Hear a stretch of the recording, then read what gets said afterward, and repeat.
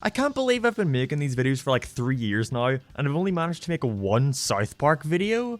As I said back then, this is one of my favorite cartoons ever. There was like a 5-year period where I would watch reruns of it every single night on Comedy Central. But with the recently released vaccination special I did, I think this would be a great time to look at the topic of current South Park, why I believe the show started going downhill, and why this most recent special shows that they could be getting back on track, to the show once again being amazing. Created by Matt Stone and Trey Parker back in 1997, South Park was an overnight hit, launching both of their careers to then go on and create and star in movies, TV shows, and even Broadway musicals. I mean, Trey even got the prestigious opportunity to voice the villain of the classic film Despicable Me 3. If that doesn't show he's made it, I don't know what does. I love this interview he did at the premiere where it's so obvious he thinks the movie is crap and doesn't want to talk about it. Now you're here, you're at the premiere, your daughter's here. Is that the most exciting part, or is there something else you're really excited to share with audiences? No, honestly, this is all, I'm just doing it all through her. I'm just watching her. But despite all of these endeavors, the duo have always remained as the sole writers and directors for every single episode of South Park for the past near 25 years. Like, that's quite the commitment. But after doing it for so long, you sort of got the feeling at a certain point that they got a bit burnt out in it and were just kind of going through the motions. A while ago, Trey Parker said this quote that was along the lines of, "No matter what you think of current South Park, you know, we made it all, it's still our show." Which is definitely commendable when you consider about how many other shows that have been on for that long lost their creators long ago. Matt Groening, I doubt, is involved in any of the Simpsons stuff anymore besides some executive decisions. And same goes for Seth MacFunnyman Farland. I wouldn't be surprised if he ditched Family Guy after the first revival to work on American Dad, then ditched that to go work on the Cleveland Show. And sadly, that's when the accident happened. Ryan, look out! And again, while that is commendable, it kinda became apparent they were running out of steam a few years back. To me, season 19 was the last truly good season of South Park. That's not to say there's nothing after that I enjoyed. There were still plenty of episodes I've loved since then, such as Put It Down and... So season 20, as I'm sure you most know, was their first attempt at trying to tell one seamless serialized story throughout the 10-episode run, focusing on the topic of internet trolling and nostalgia, with the results being... mixed. I rewatched it the other day, and surprisingly I found myself enjoying it quite a bit. You know, until the moment that put a little wrench in their plans. Of course, being how a large portion of the story focused on the 2016 election, with Matt and Trev fully expecting Hillary Clinton to win. And when she didn't, they realized that they had planned their entire 10-episode plot around this fact, and pretty much had to rewrite everything. By episode 6 or 7 of season 20, it just completely falls apart. They start dropping a lot of plot elements, like the Gentleman's Club, and Mr. Garrison realizing what the member berries were doing to everyone in town. The season could just never find its footing again after that. And it's too bad, as to this day it is definitely the most ambitious thing the show tried to pull off, and it just didn't work out. Season 19 showed hints of this more serialized nature, but with 20 they just jumped right into the deep end and told what was basically a 3-hour movie, with a plot that only needed around 1 or 2 episodes, honestly. So would I say that serialization killed South Park? Well, yes. Kinda. But that doesn't mean it could have never worked. I mean, the show has always had serialized stories, such as the season where Kenny died and was replaced with Tweek, and I actually think season 19 struck the perfect balance between episodic adventures with an underlying story about internet ads and PC culture. But the problem with 20 was, obviously, their story relied way too much on forces outside of their control. That's sort of the problem with South Park trying to turn more into this reactionary show that tackles current hot topics and issues. I'd recommend checking out this video by Bernie Vids. It goes into how Matt and Trey never really saw the show as a place where they felt they need to talk about politics all the time, and enjoyed just telling stories with the boys. But the more media outlets and others started telling them what great political commentators they were, the more they sort of bought into that and felt the need to lean into it, like it's what's expected of them. But anyways, after season 20 they definitely realized their mistakes and decided to go back to basics. And by basics, they meant season 19. As each new season has gone back to the mostly episodic stuff with hints of continuity. And is that not more prevalent than with Tegrity Farms? I like Randy as a character, I really do. You could tell Matt and Trey really grew attached to him and wanted to make him more than just Stan's dad. So they started giving him his own centered episodes here and there. And when it happened, you were like, wow, another Randy episode, what a treat, what a nice change of pace. But then they started to really like Randy. Eventually, they just decided to take Randy, make him obsessed with weed, and dump him out in a farm away from all the other characters. And that slowly became the show. It wasn't South Park anymore, it was Tegrity Farms. Like, literally, they changed the intro to focus all about Randy. And while this may have been a funny one-off gag for the premiere, I was surprised to watch the next episode and see that we hadn't gone back to the old intro. Integrity Farms was here to stay. In the most recent season of South Park, not counting the specials, which I promise I'll talk about soon, I know. Out of the 10 episodes of season 23, guess how many have an A or B story about Randy selling weed? 7. That's like 70% probably. Want to know how many episodes focus on the main 4 boys? 2. And in both cases, they're delegated to a side story.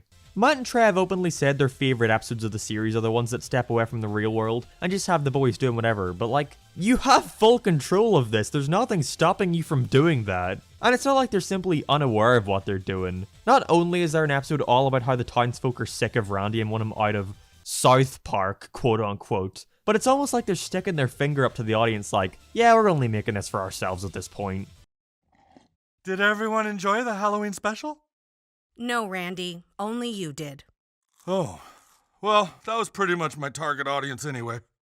At the end of season 22, The Bike Parade, the B story focuses on the boys trying to do something together after realizing that they don't really do anything anymore. And while I guess it's nice they acknowledge it, it's too real, it makes the show depressing to watch. It got so bad that it actively felt like they were fed up with their own show, that they then started taking what people liked about the show and just started getting rid of it, stuff like removing Mr. Hanky, killing Satan, ignoring the boys almost entirely. It just felt like they hated working on the show, only making it as a yearly requirement. But then that's where the pandemic special came in.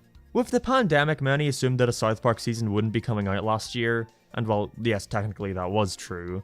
Instead, they released an hour-long special about the residents of South Park dealing with COVID. And as weird as it is to say, I think the pandemic may have actually given South Park some second wind. A lot of South Park episodes, especially the premieres, feel way too bloated, like they're trying to cram in as much stuff from the past months when they were off the air. But the special just kinda gave them an hour to do whatever they felt like. It was a breath of fresh air for the series. All that being said, I actually think the special was just sort of decent.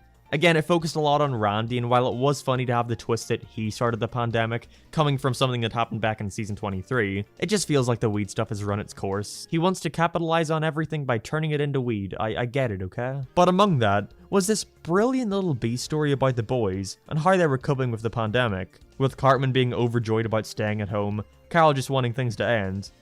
Kenny is just a background character like usual. But Stan gets really depressed and misses that social environment, which leads him to project his feelings onto others to act like everything's fine. And this was definitely the highlight of the special. I was a little surprised they didn't immediately jump right into another season after the special. We were just sort of left in the dark about what was going on. Guess we gotta wait until next September for the new season. But that was until around 2 weeks ago, when we got the announcement of a vaccination special coming out. Okay, kinda random, but I'll go with it. I was very worried about this one. The pandemic is such a massive thing, and putting it in the world of South Park just kinda writes itself. But an entire special about the concept of vaccinations? Basically, I was concerned it'd just be a repeat of the previous one. But it came out and I kinda loved it. This special to me feels like what South Park desperately needed. A simple story about the 4 boys. But it didn't even give me just that. It gave me something that I didn't even think I needed with this series. Character drama. I'll talk about that a bit later. For now, let's talk about the plot. This special definitely has a much smaller scale compared to the previous, which I prefer. Mr. Garrison is finally back after being Trump for the past 5 years, and he's acting like the past half a decade never happened. Not realizing why everyone in town hates him, which leads to a ton of hilarious moments. Oh, I see. Look, everyone, there's a gay man shopping!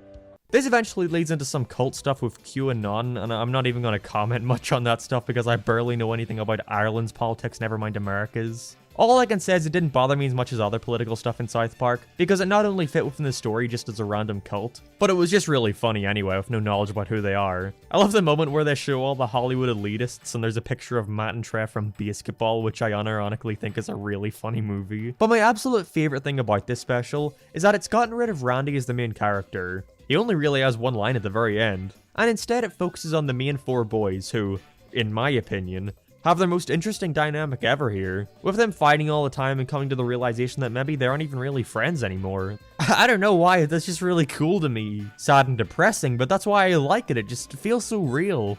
Okay, thought we had gotten past that, but... Look, let's just face it, you guys.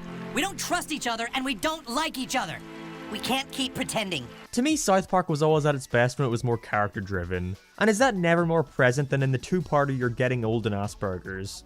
where Stan gets older and becomes more cynical, which pushes away all his friends, to the point where they're happier without him and don't want to be friends anymore. And while at first Stan is against this, by the end he realizes that's just a part of life, and he should take it with his head up and be open to new possibilities and the status quo changing. But Stan, you have to take down the bad guys and go through a personal transformation so that everything can go back to the way it was. I don't want everything to go back to the way it was. I don't. You know, and then they just reset everything within the next 10 seconds. Which of course is really funny, but this vaccination special feels like a fully realized take on that concept from season 15. If there were one thing I would have done different, it's that maybe I wish Kenny wasn't treated as a kid and had some stakes in this. But it's not a big deal because it leads to a lot of really funny moments, and gives them a reason to want to stay together, like trying to organize who gets custody of him. We need to talk for a second, Kenny. Look, I downloaded Madagascar 3. You want to watch with your troll headphones? Yeah, okay. But my absolute favorite thing they did here is what I think started South Park's downfall to begin with. And that's that they didn't reset things by the end. At the end, the four boys decide to stop being friends and we see hints at where they could go from here, with Cartman now being friends with Jimmy, Clyde, and some random kid. The main difference is this serialization isn't reactionary. It isn't focused on what's happening in the world, it's focused on the characters and their relationships. There's no outside force that can affect this storyline and how it plays out. It all relies on how Matt and Trey want to handle this.